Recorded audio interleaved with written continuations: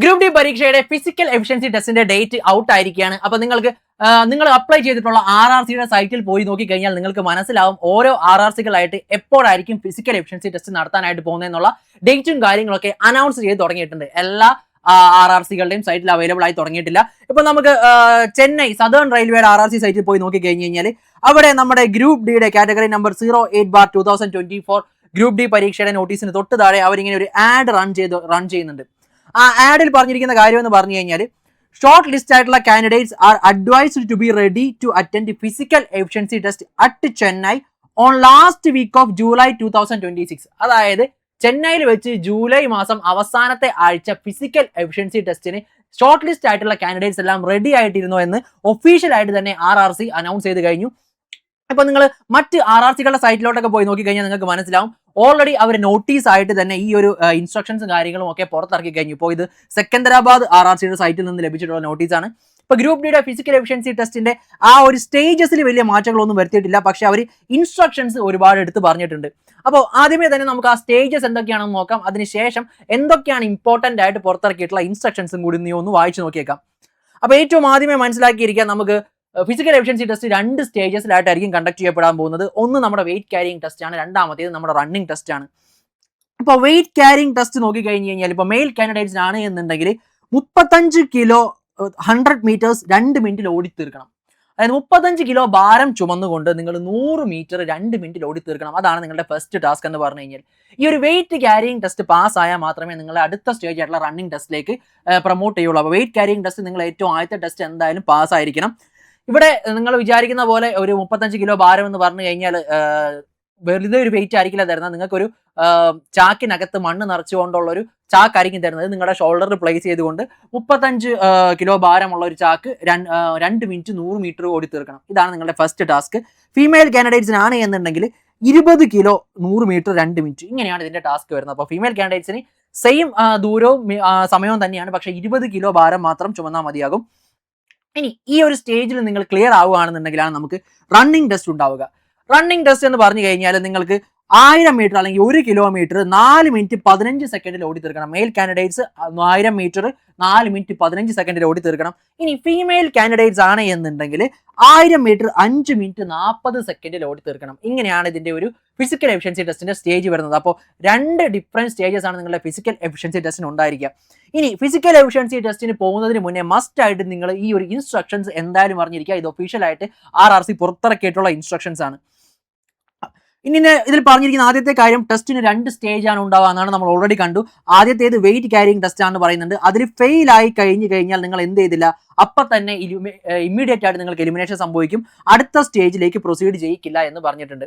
ഇനി അടുത്തൊരു കാര്യം പറയുന്നത് ട്രാൻസ്ജെൻഡർ കാൻഡിഡേറ്റ്സുമായിട്ട് ബന്ധപ്പെട്ടാണ്. ട്രാൻസ്ജെൻഡർ കാൻഡിഡേറ്റ്സിന്റെ ഫിസിക്കൽ എഫിഷ്യൻസി ടെസ്റ്റ് ഫീമെയിൽ കാൻഡിഡേറ്റ്സിന് ഈക്വൽ ആയിട്ടായിരിക്കും നടത്തുക. അതായത് ഫീമെയിൽ കാൻഡിഡേറ്റ്സിന്റെ സ്റ്റാൻഡേർഡ്സ് പ്രകാരം തന്നെയായിരിക്കും ട്രാൻസ്ജെൻഡർ കാൻഡിഡേറ്റ്സിന്റെ medical test physical efficiency test നടത്താനായിട്ട് പോകുന്നത്. ഇനി പ്രഗ്നന്റ് ആയിട്ടുള്ള കാൻഡിഡേറ്റ്സ് ആണ് നിങ്ങൾ എന്തുണ്ടെങ്കിൽ നിങ്ങൾക്കൊരു 6 വീക്കോളം ഒരു റിലാക്സേഷൻ തരുന്നുണ്ട്. അതായത് നിങ്ങൾക്ക് ഫിസിക്കൽ എഫിഷ്യൻസി ടെസ്റ്റിന്റെ ഡേറ്റ് കിട്ടി, അതിനുശേഷം നിങ്ങൾ പ്രോപ്പറായിട്ട് ഡോക്യുമെന്റ്സ് ഒക്കെ സബ്മിറ്റ് ചെയ്യുകയാണ്, നിങ്ങൾ പ്രഗ്നൻസി കൺഫേം ചെയ്ത് കഴിഞ്ഞ് കഴിഞ്ഞാൽ ഒരു 6 വീക്കോളം റിലാക്സേഷൻ കിട്ടുന്നതാണ്. അപ്പോൾ 6 വീക്കിനുള്ളിൽ നിങ്ങൾക്ക് ഒരു രണ്ടാമതൊരു ഡേറ്റ് കൂടി ലഭിക്കും. അപ്പോഴായിരിക്കും നിങ്ങളുടെ ഫിസിക്കൽ എഫിഷ്യൻസി ടെസ്റ്റ് നടത്താനായിട്ട് പോകുന്നത്. ഇനി അടുത്തതെന്ന് പറഞ്ഞാൽ നിങ്ങളുടെ ഫിസിക്കൽ എഫിഷ്യൻസി ടെസ്റ്റ് ഒരു ക്വാളിഫയിങ് ടെസ്റ്റ് ആണ് പറഞ്ഞിട്ടുണ്ട്. അതുകൊണ്ട് തന്നെ അതിന്റെ റിസൾട്ട് എന്ന് പറഞ്ഞു കഴിഞ്ഞാൽ അന്നത്തെ ദിവസം തന്നെ അനൗൺസ് ചെയ്യും. അതായത് ഇപ്പോൾ ഫിസിക്കൽ എഫിഷ്യൻസി ടെസ്റ്റിന് പോയിട്ടുള്ളവർക്കാണെങ്കിൽ അറിയാം, അന്നത്തെ ദിവസം ഈ 2 ടെസ്റ്റുകളും കഴിയുമ്പോൾ തന്നെ പേര് അനൗൺസ് ചെയ്യും. ആ പേരിൽ ആരൊക്കെയാണ് പാസ്സായിട്ടുള്ളതെന്നുള്ള പേര് അവിടെ വെച്ച് തന്നെ അനൗൺസ് ചെയ്യും. അപ്പോൾ നിങ്ങൾക്ക് ഓട്ടോമാറ്റിക്കലി ഉറപ്പിക്കാൻ പറ്റും, ഓക്കെ ഞാൻ പാസ്സായോ ഇല്ലയോ എന്നുള്ള കാര്യം. ശേഷമായിരിക്കും നമ്മുടെ സൈറ്റിൽ എന്ത് വരാനായിട്ട് പോകുന്നത്, ഈ ഷോർട്ട് ലിസ്റ്റുമായിട്ട് ബന്ധപ്പെട്ടുള്ള PDF കാര്യങ്ങളൊക്കെ ഒഫീഷ്യലായിട്ട് വരാനായിട്ട് പോകുന്നത്. പക്ഷെ അവിടെ വെച്ച് തന്നെ നമുക്ക് കാര്യം അറിയാനായിട്ട് സാധിക്കും. ഇനി അടുത്തൊരു കാര്യം പറയുന്നത്, നിങ്ങൾക്ക് ഇഞ്ചുറി പറ്റാതെ ശ്രദ്ധിക്കണമെന്ന് പറഞ്ഞിട്ടുണ്ട്. എന്തെങ്കിലും ഇഞ്ചുറി പറ്റിക്കഴിഞ്ഞാൽ അതിൽ റെയിൽവേ റെസ്പോൺസിബിൾ ആയിരിക്കില്ല എന്ന് കൂടി എടുത്തു പറഞ്ഞിട്ടുണ്ട്. പിന്നെ മൂന്നാമത് പറഞ്ഞിരിക്കുന്ന ഒരു കാര്യം എന്ന് പറഞ്ഞു കഴിഞ്ഞാൽ ഒരു ഫിസിക്കൽ എഫിഷ്യൻസി ടെസ്റ്റ് കമ്മിറ്റി അവിടെ ഉണ്ടാവും. ആ കമ്മിറ്റിയുടെ ഡിസിഷൻ ഫൈനൽ ആയിരിക്കും. അതിന് പ്രത്യേകിച്ച് ചലഞ്ച് ചെയ്യാനോ അപ്പീൽ പോകാനോ ഒന്നും സാധിക്കില്ല. ഇനി അടുത്തത് റെയിൽവേ ഒഫീഷ്യൽസിന്റെ ഇൻസ്ട്രക്ഷൻസ് എല്ലാം നമ്മൾ ഫിസിക്കൽ എഫിഷ്യൻസി ടെസ്റ്റ് നടക്കുന്ന സ്ഥലത്ത് നിർബന്ധമായിട്ടും പാലിച്ചിരിക്കണം. അതുപോലെ തന്നെ നിങ്ങളുടെ നോട്ടിഫിക്കേഷനിലുള്ള ഇൻസ്ട്രക്ഷൻസും കാര്യങ്ങളൊക്കെ പ്രോപ്പർ ആയിട്ട് വായിച്ചു നോക്കുക. അതിലേതെങ്കിലും ഒരു എലിജിബിലിറ്റി കണ്ടീഷൻ നിങ്ങൾക്ക് ഫുൾഫിൽ ചെയ്യാൻ സാധിക്കുന്നില്ല, അതായത് നിങ്ങൾ ഇപ്പോൾ ആപ്ലിക്കേഷൻ സബ്മിറ്റ് ചെയ്തപ്പോൾ കൊടുത്തിട്ടുള്ള ഏതെങ്കിലും ഒരു ഫിസിക്കൽ സ്റ്റാൻഡേർഡ്സിലൊക്കെ നിങ്ങൾക്ക് എന്തെങ്കിലും ചേഞ്ച് ഉണ്ട് എന്നുണ്ടെങ്കിൽ അവിടെ ചെല്ലുമ്പോൾ നിങ്ങളെ ഡിസ്ക്വാളിഫൈ ചെയ്യുമെന്നും പറഞ്ഞിട്ടുണ്ട്. അതുപോലെ തന്നെ ഒറ്റ ചാൻസ് മാത്രമേ ഉണ്ടാവുകയുള്ളൂ. നിങ്ങൾക്ക് എഫിഷ്യൻസി ടെസ്റ്റിന് ഒരൊറ്റ ചാൻസേ ഉള്ളൂ. നിങ്ങളിപ്പോൾ ആ ഒരു വെയിറ്റ് ഡ്രോപ്പ് ചെയ്ത് കഴിഞ്ഞാൽ നിങ്ങൾ അപ്പം തന്നെ എലിമിനേറ്റ് ആക്കി കളയും. അതല്ലാതെ രണ്ടാമതൊരു ചാൻസ് ഫിസിക്കൽ എഫിഷ്യൻസി ടെസ്റ്റിന് കിട്ടില്ല. രണ്ടാമതൊരു ഡേറ്റും കിട്ടില്ല. നിങ്ങൾക്ക് കിട്ടുന്ന ഡേറ്റിൽ നിങ്ങൾ പാസ്സായോ നിങ്ങൾ പാസ്സായി. അങ്ങനെയാണ് ഇതിൻ്റെ ഒരു ടെസ്റ്റ് പോകുന്നത്. അതുപോലെ തന്നെ നിങ്ങൾക്ക് ഡേറ്റ്, വെന്യൂ തുടങ്ങിയ കാര്യങ്ങളൊന്നും ചേഞ്ച് ചെയ്യാനുള്ള റിക്വസ്റ്റ് ഒന്നും അലൗഡ് അല്ല.